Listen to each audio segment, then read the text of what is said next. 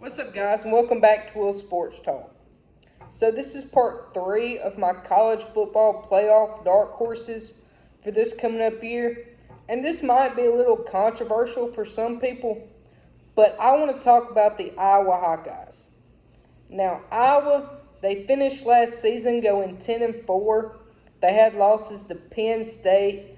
They lost to Minnesota, which they should not have lost that game. They got screwed in that game, if you ask me. Then they lost to Michigan in the BigTen championship game. Then, of course, they had that 35-0 defeat against Tennessee in the Citrus Bowl. Now, it may not seem like it, but Iowa usually has a pretty decent team year in and year out, and they're constantly putting players into the NFL. And that same thing happened this offseason.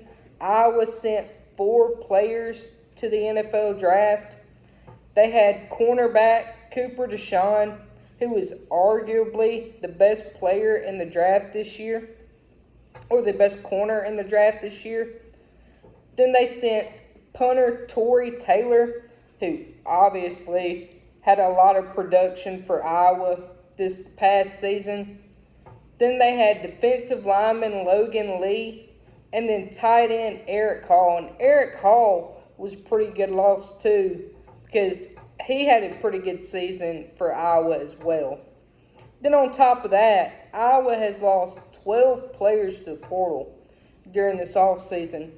But good news for Iowa is only 2 of those players were starters. And you can make an argument to say really only 1 of those players were true starters for Iowa this past season. Because the first one you have right here is Deacon Hill, quarterback. And if you honestly think about it, if Cade McNamara never gets injured this past year, Deacon Hill doesn't play. So I don't consider that a huge loss for Iowa. But then you got wide receiver Deontay Vines. That was a pretty big hit. And then you also had O-lineman Caden Proctor, who transferred from Alabama to Iowa during the offseason, and then decided to transfer back to Alabama after Alabama hires Kalen DeBoer. So that took a pretty big hit on their offensive line there. Iowa, they didn't go too far deep in trying to get people from the portal this offseason, but they did add 2 additions in quarterback Brendan Sullivan and then wide receiver Jacob Gill out of Northwestern to kind of strengthen that depth at those 2 positions, kind of grow that depth at those 2 positions there. Now, my opinion, going into this offseason, they're moving to a 12-team playoff. They're moving from the 4-team to the 12-team playoff. And I think Iowa's a team that could really benefit from this 12-team playoff, because last year, honestly, Iowa was an offense away from making the playoff. If Iowa had any kind of offense last year, they have a really good shot to make that playoff, because their defense is top 5. They're going to be top 5 this year, if not better. So Iowa, I believe, is pretty much a lock for this playoff.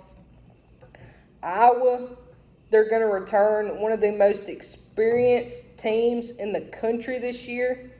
Iowa returns 79% of their production from last season, and that is 72% on the offense, and then a whopping 86% on the defensive side of the ball.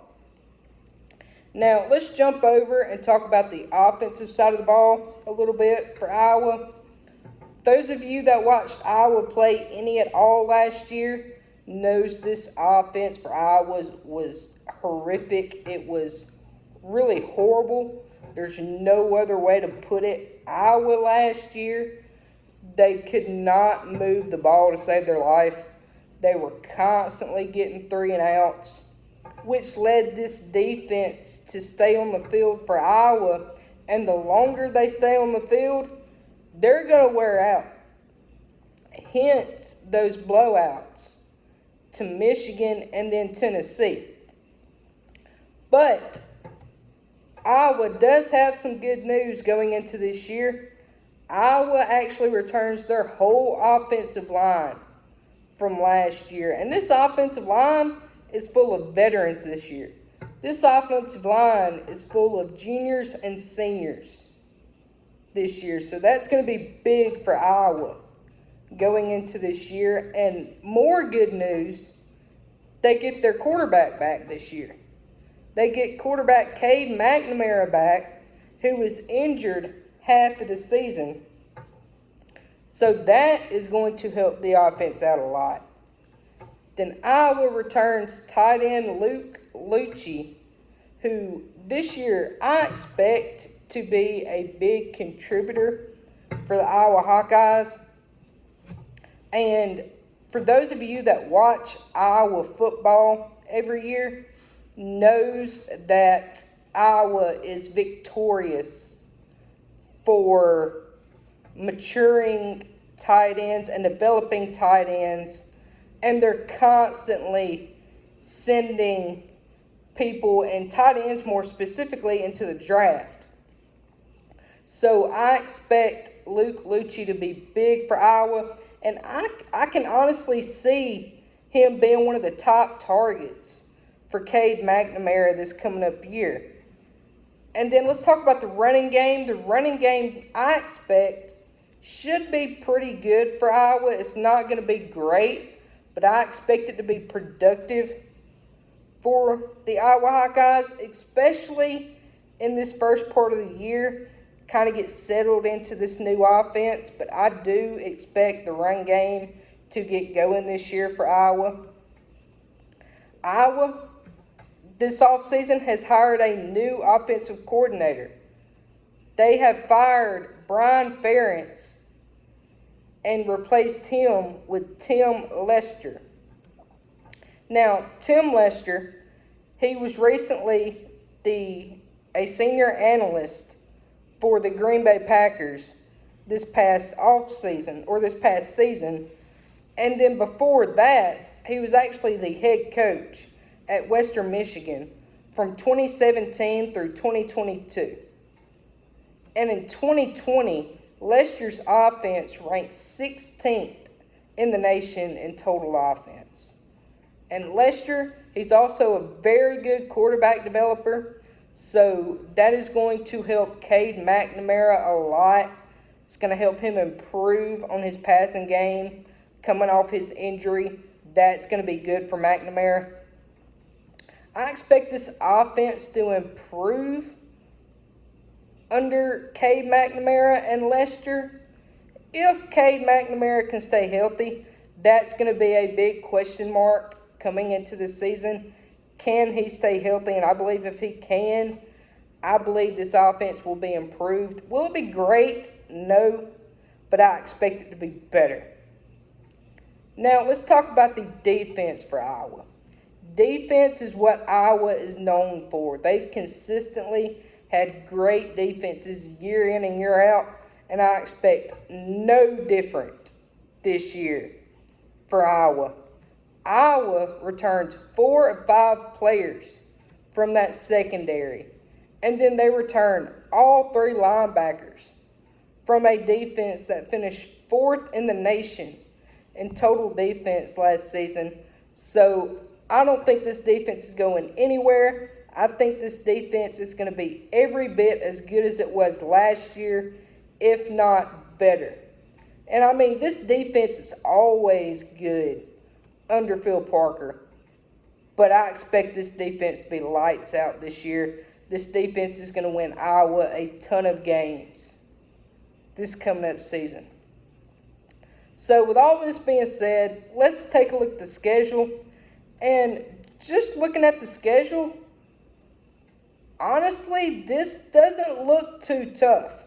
My opinion, I think all Iowa has to do this year, they don't even have to be great on the offensive side of the ball.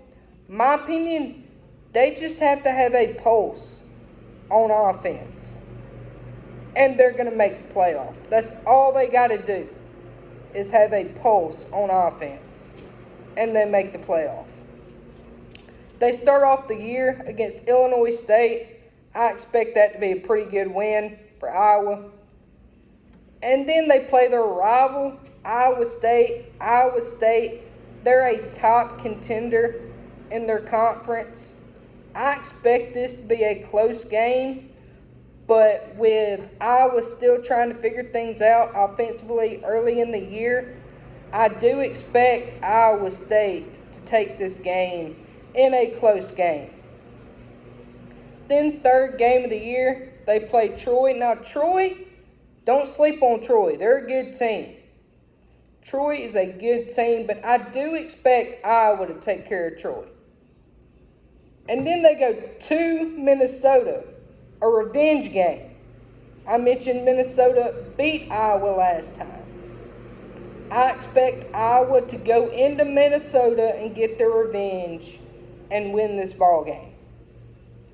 Then they got their bye week on September 28th, and then October 5th, they go play at Ohio State. They got to go to Ohio State.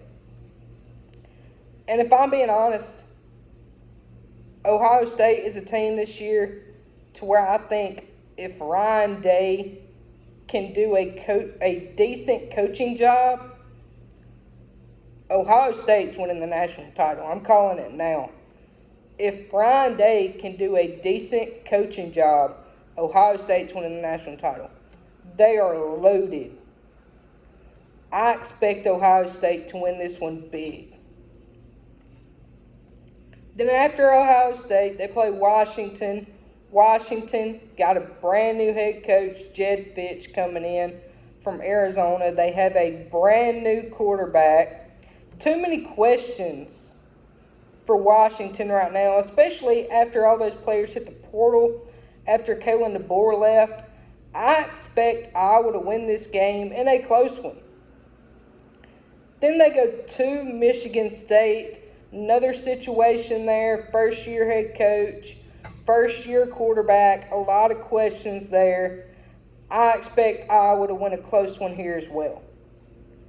And then they play Northwestern at home.